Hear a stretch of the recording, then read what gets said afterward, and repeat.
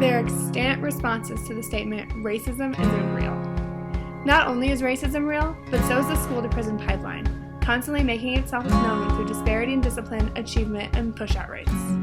The intention of this video is to further explore the detrimental effects of the systematic prison we've built and perpetuated for young generations.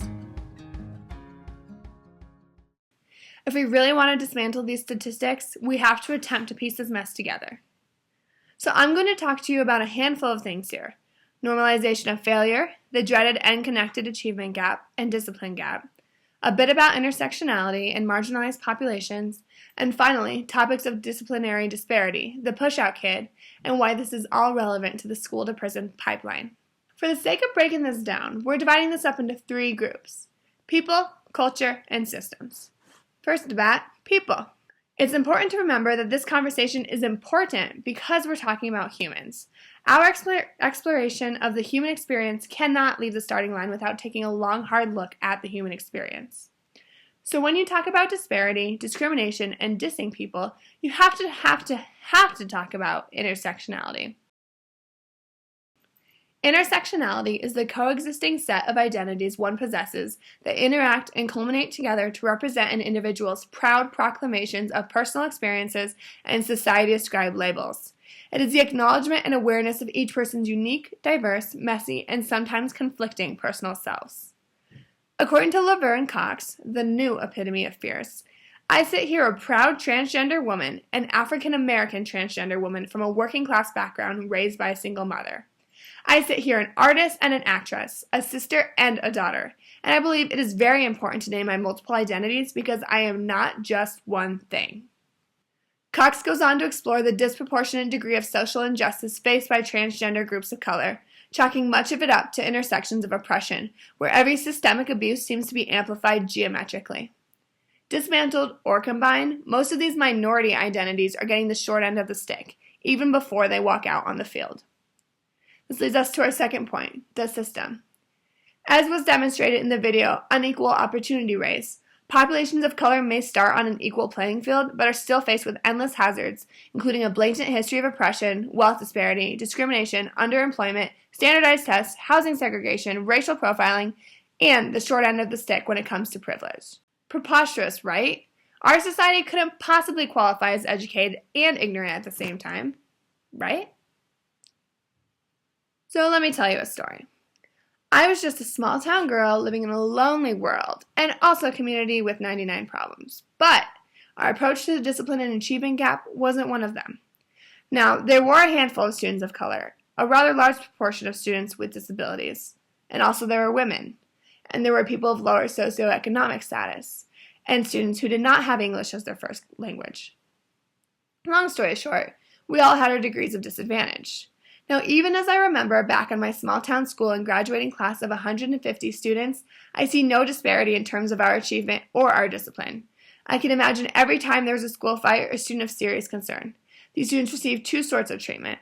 Either the teacher interrupted class to contend with their problems, or the student was sent to the office, where they received in-school suspension and were subjected to multiple meetings with the school counselor, principal, and dean of students. Our in-school suspension program consisted of 2 rooms, 1 desk in each. There was never any overflow. It's not that Glenwood High School is incapable of systematic oppression, it's just that we had resources to compensate a student population of 600 on a human-to-human basis. I found the reason we sit here and dismantle the urban school system is because we're looking at a heavy application of policies, discipline, and the system at its ugliest, with little account for its human recipients. Now, past behavior has explored whether these disparities are a result of differential behavior. They're not. Differential selection, yep, and differential processing, definitely. According to several findings, research is consistent with the statement that differential selection at the classroom level contributes to disproportionality in school discipline outcomes in terms of race, including office referrals and reasons.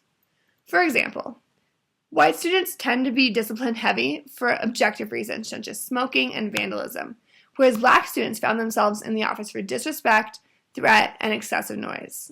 Subjective reason. In terms of differential processing, the application of school consequences seems to be far heavier for students of color, processing discrepancy that furthers and amplifies discrimination in the courts, correctional facilities and incarceration rates for young men and women of color. We also see that early identification of troubled children results in dangerous qualifying labels like emotional disturbance and learning disability. While these types of services may be effective and helpful for students, the inability to remove that label in the future and the constant separation of these students from the traditional classroom results in a permanent path assigned to a child before they even make it to 3rd grade. According to Gregory et al. 2006, schools have a really bad habit of casually putting students into these available systems like it's perfectly normal, like it won't predispose them down a single path with no U-turns allowed. This normalization of failure actually brings us to our 3rd variable, culture. So we sit here and we get mad at teachers. Like, what the heck, you bad teacher, perpetuating societal norms? Well, these educators are just the closest thing to the students, so their behavior seems awful. They're not the first nor the last to damage, limit, or incapacitate a child's future. They're representative of a far greater issue, a culture that perpetuates broken policies, expectations of failure, and a belief that a troubled student must be separate from a class before they infect the rest. Let's just imagine that for a hot second. Infect. As Miners pointed out in 2014, Michael Brown was referred to as a Hulk and a monster. Half our problems arise the moment bodies are marked as toxic, alien, and disposable. In this context, this foreign life appears less than human, and heavy discipline, violence executed towards them, and segregation de jure, it's normal. So in our culture, which groups are feeling this the hardest? Anyone lacking some degree of cultural capital, it's all the advantages you get when society and culture has been framed around the reality of your demographic. Able-bodied, white, Christian, upper class, educated, male, heterosexual, you get it.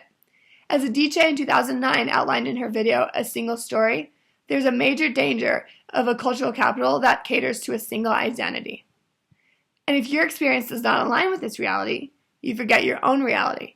And as she acknowledged, I thought stories had to be about things that were foreign to me, but the only intent and consequence was that I did not know people like me could exist in literature, art, education, high society, successful lives. Or, as Hart et al.'s 2010 research findings classified cultural limitations, most of the kids think the world stops at 10th Street, so they don't dream. This failure to reimagine a new experience as a result of the success story never being their own, of their story never being dictated by themselves. This again reifies the normalization of failure, as students of color, of disability, of LGBTQ status accept a smaller role in the achievement gap and a greater role in the discipline gap.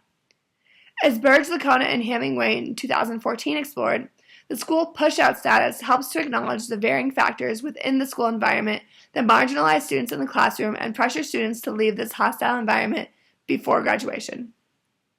This is also when intersectional identities come into play, because if you're a youth of color and you're also LGBT, you're at a higher risk of being pushed out to school because of racism within our school system and because of homophobia within our school system, according to Burge, Lacona, and Hemingway in 2014.